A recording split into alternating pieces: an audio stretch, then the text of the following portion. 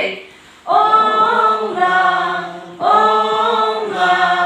ta vô nam mô chi sư phật hoàng thế ông là. Ông là ta vô nam mô chi sư phật hoàng thế ông là.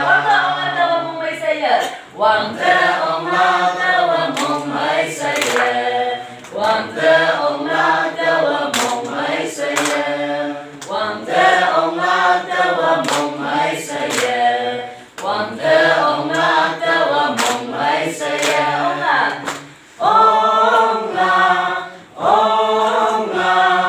ta vô nam mô chi sư phật hoàng thế ông là. Ông là ta vô nam mô chi sư phật hoàng thế ông là. Ta vô hồng lý của phật hoàng thế ông là. Ta vô hồng lý của phật hoàng thế ông là. Ta vô hồng lý của phật hoàng thế ông là. Ta vô hồng lý của phật hoàng thế ông là. Ta vô hồng lý của phật. Ông là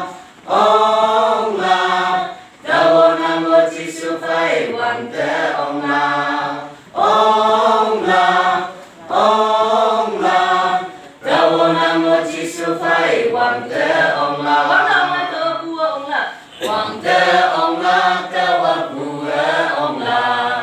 Hoàng thế ông là. Ta vô phù hệ ông là. Hoàng thế ông là. Ta vô phù hệ ông là. Hoàng thế ông là. Ta vô phù hệ ông là. Ông là ta vô nam mô chi sư phật hoàng thế ông là. Ông là ta vô nam mô chi sư phật hoàng thế